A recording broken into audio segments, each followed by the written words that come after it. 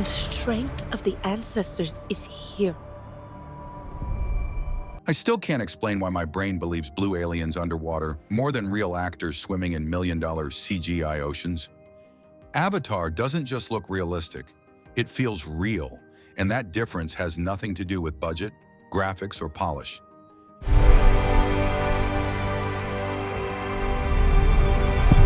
And this is where it quietly messes with your head.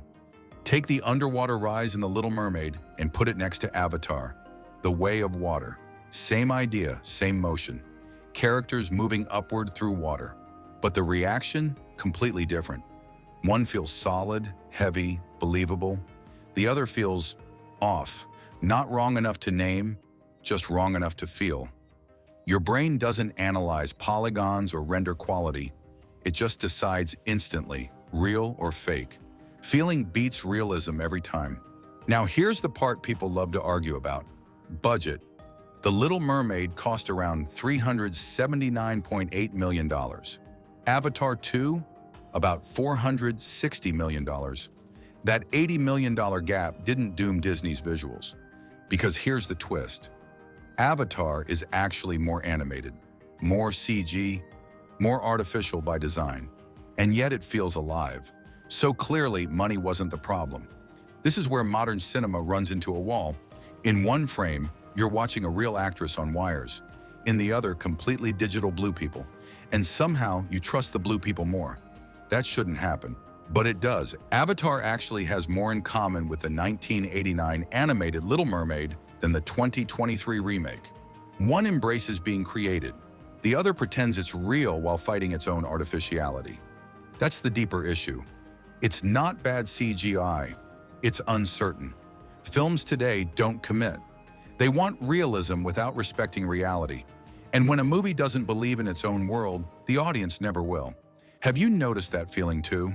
And this is where everything starts to click. Water has weight, not visually, physically.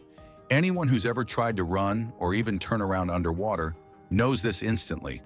Your body fights back. Every move costs effort. In Avatar, you feel that resistance. Muscles tense differently. Arms don't glide, they push. Hair doesn't float gracefully. It drags, it lags, and it reacts late. Breathing slows. Movements stretch. Compare that to actors hanging on wires in a soundstage. They're floating in the air while pretending they're submerged. Animators try to fake the drag, but something's missing because the body isn't responding to anything real. Your brain catches it immediately, not consciously, instinctively. The physics don't line up, so the illusion collapses, and once weight disappears, realism goes with it. Have you ever noticed how water scenes feel light? That's why. Here's where Cameron changes the game. He didn't simulate water, he filmed in it. Actors were fully submerged in massive tanks, surrounded by underwater motion capture cameras. Every movement was recorded exactly as it happened, resistance and all. The animation didn't replace performance, it followed it. That's the key difference. Instead of animators guessing how water should affect a body, the body showed them. Animation became refinement, not invention. And that single decision changes everything you feel on screen. And the actors paid the price for that realism. Kate Winslet held her breath for 7.5 minutes underwater. That's not trivia, that's physical truth on film.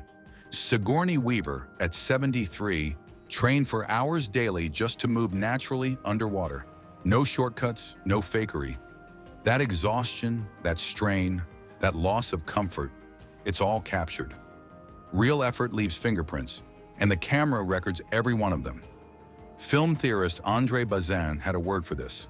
Indexicality. Simple idea. Cinema captures reality because light from real objects physically hits the camera. In Avatar, light reflects off real bodies moving through real water before anything becomes digital. That connection stays, even after the skin turns blue. No simulation can fully recreate that physical link, because computers calculate, they don't experience it. And our brains can tell the difference. That's why even the most advanced CGI still feels hollow when it's built on nothing real underneath. Here's the hard truth. You can't fake what you've never felt. Actors on wires float in the air. Water doesn't fight them. Hair lifts are too clean. Fabric drifts too perfectly. The sensory truth is missing, and the brain knows it instantly.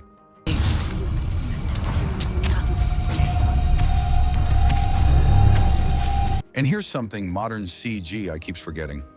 Reality is messy, it's uneven. It doesn't behave perfectly frame to frame. That chaos is what sells truth.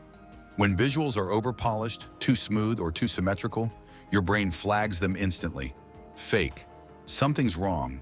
Avatar does the opposite.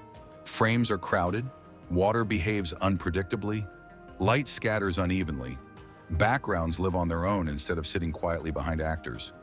It's density versus emptiness. Real worlds are busy. Empty worlds feel artificial, no matter how sharp the graphics are.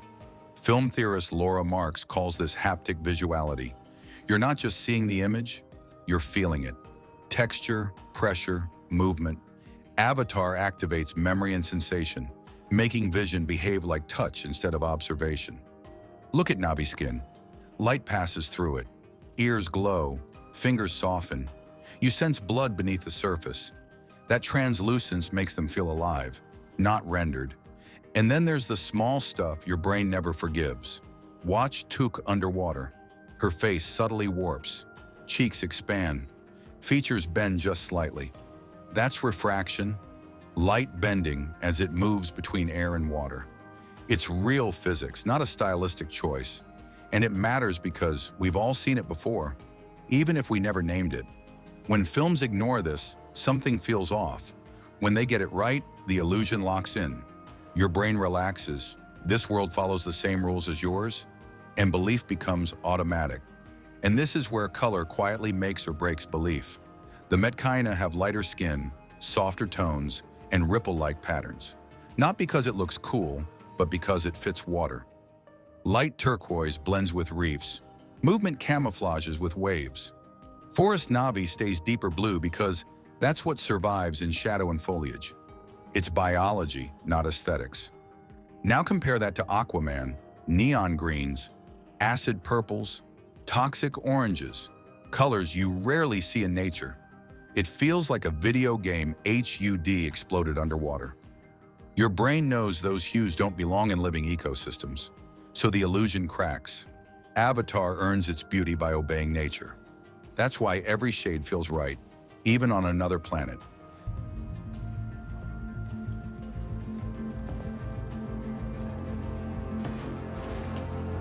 This is where recent blockbusters stumble hard.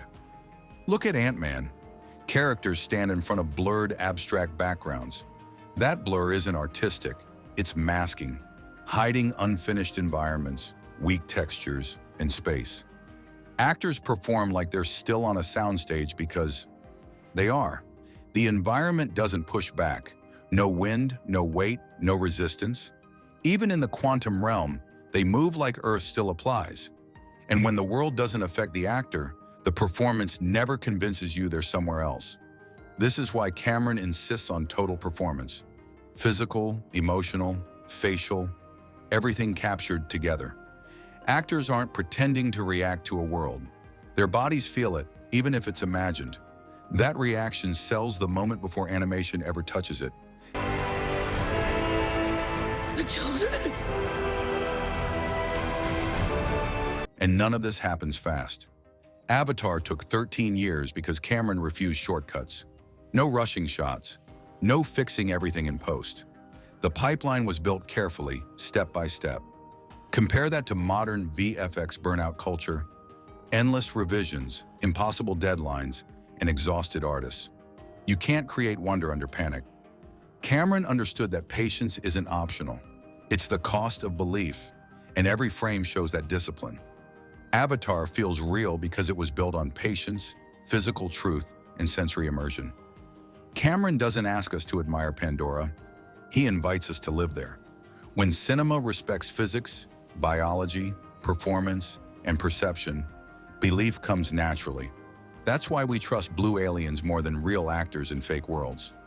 So what do you think? Does realism start with technology or commitment?